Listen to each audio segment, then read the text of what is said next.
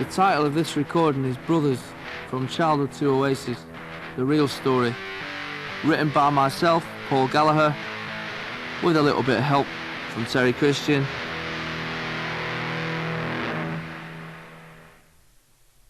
The first section is read by my mother. So now, over to you, Ma. Take it away.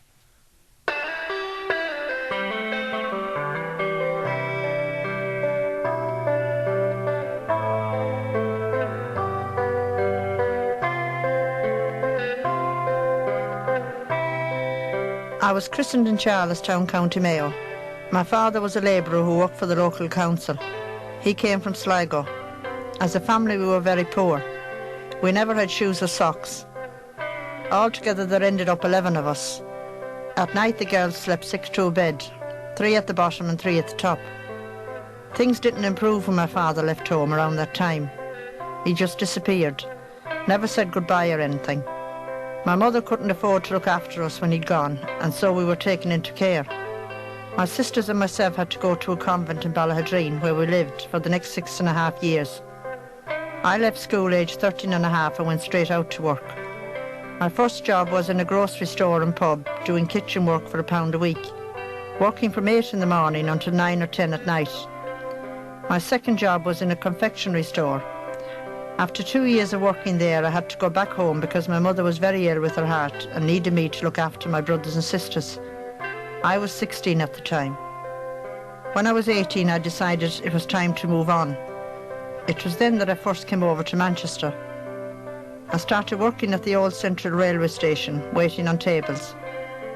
I lived at the station and worked shifts, either from 6 a.m. until 2 p.m. or from 2 p.m. until 10 p.m.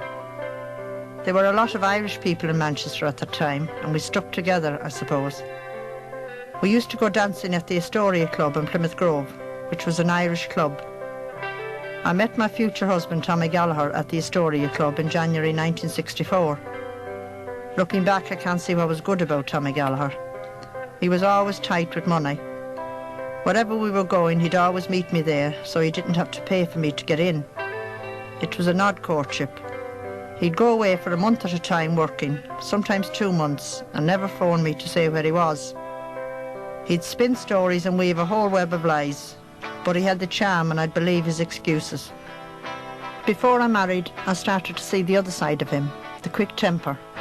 But by then I couldn't back out because all the arrangements for the wedding were made. Even my mother told me that I was far too young to get married and that I shouldn't do it. In the end, I just went ahead with it and got married on the 27th of March 1965 in Manchester. Afterwards, we lived in a one-bedroom flat in Longsight. It was when I got pregnant that I really started to see his bad side and the violent temper he had. I was working all the time I was pregnant, and Tommy would still go away working on the building sites, only coming back at the weekends. Just before I had the baby, we moved into a 2-bedroom house, 2 Sandycroft Street, Longsight. I gave birth there to a boy, which was the best day of my life because I thought this one's mine and no one can take him from me. When Paul was 7 months old, I got pregnant again with Noel. There wasn't really much violence when I had Paul, but before Noel was born, Tommy got really out of hand. One time there was a big row. I couldn't tell what it was about, but he kicked and smashed and dragged and beat me. It was terrible. Noel was born in the same house on the 29th of May 1967, so I had 2 babies, one newly born and the other 16 months old. Tommy was never the type to bother with small babies, so I was looking after the 2 of them, getting up in the night with them, and I still went out to work. I had no choice. Paul and Noel grew up not really knowing their dad. They were just scared of him. If they cried, he hit them. If they stammered, he hit them. They were the best times of my life when I had the 2 of them. Then I became pregnant again. Liam was born on the 21st of September 1972, and 2 weeks later we went to live in Burnage in a 3-bedroom council house. After 1 or 2 months in Burnage, everything started to go drastically wrong. Liam wasn't well as a baby. He had eczema and he was born with psoriasis. He was ill for over 6 months, crying morning, noon and night. His father would sooner go out than look after the child. By the time Liam was 18 months old, I decided to leave the father. He'd come back home taking it out on me and the kids, and yet still be the perfect gentleman to everyone outside. People didn't want to work with him because of his shouting and brawling, roaring and fighting. Eventually he lost his concreting business because he wouldn't turn up for it. It was almost like fate when their father had to be taken to hospital with a bad back in October 1983. I said a prayer that he wouldn't come back. It was 2 months before he came home again, but in the meantime the possibility of a council house had come up. I couldn't tell him when we were going to leave because he would have killed us. Eventually we moved out in 1984 to the house I live in now. There was nothing in it, only the 4 walls and the sink in the kitchen. The council offered me the house on the Monday, and I told them we could move in on Friday night when their father had gone out. We were still moving stuff out at 2 o'clock in the morning. It was a real midnight flyer.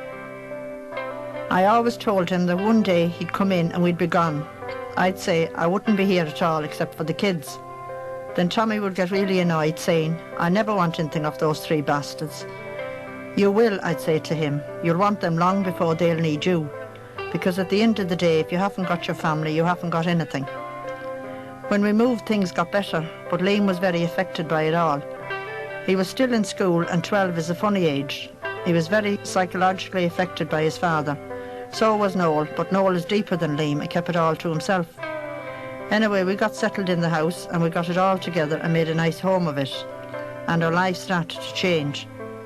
Then Noel went off with spiral carpets. In the meantime, I got divorced from their father. I never wanted any contact with him or to see him again. Neither did Noel, Paul or Liam. I remember at school Liam was a very different kettle of fish from Paul and Noel. Even when he was 5, he loved being noticed. When Liam was 11, he began at St. Mark's Secondary School. From day one you knew he was going to be trouble because he had no intentions of doing anything. He had to be cock of the class, hang out with the best group and generally be better than everybody else. It was like he was born to that. Liam loved attention. I paid more visits to that school over Liam than I can remember. I tried to explain to his teachers that a lot of it was to do with his father. I tried to persuade the headmaster, hoping he wouldn't expel him. Liam didn't really know what he wanted to do. He used to say, "I'll be famous one day, Mum, and you'll be proud of me. I wasn't put on this earth to dig holes. I was put on this earth for something special." Noel did well with the spiral carpets. That's what he wanted to do at the time. But I knew his ambition was to be in his own band. By the time Noel came back from America, Liam was in a band and Noel immediately wanted to join it. And that was how he came to be in Oasis. They'd come back after every gig and I'd ask if they had any luck. Noel would always answer, "No, not yet, Mum," until one night, after he'd been in Scotland, he came back and I asked him if he had any luck, and he said, "Yeah, I think we got a record deal." He was so excited. By then Liam was really into the music. He kept on saying how he could feel it in his bones that they were going to be famous, and one day he'd be this big rock and roll star and he'd make me very proud of him, but he'd still not a penny of money on him. I'd say, yeah, Liam, I've heard it all before. Now will you get off your backside and get yourself a proper job because I can't keep you anymore." It's strange how things worked out. Noel was always very quiet. You never really knew what he was thinking. His father left a big scar on him. It affected all 3 of them. That's why Liam is so aggressive now, because he's got all this hatred built up.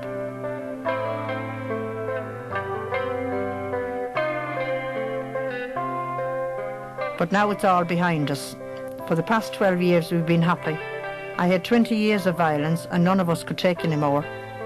The violence was terrible even to his own sons.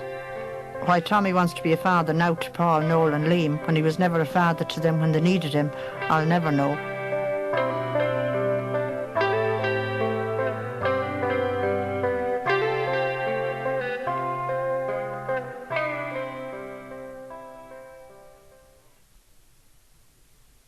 My youngest brother Liam hates being called the baby of the family. Now our Liam is a one-off on this planet, and we should be grateful for small mercies. He's always had that sullen expression on his face, like someone's just pissed all over his fireworks, but take it from me, he's laughing inside half the time. Poor Liam was my mum's baby, but he always wanted to act bigger and older than he was. We were always being pushed by our mum to take Liam with us and look after him.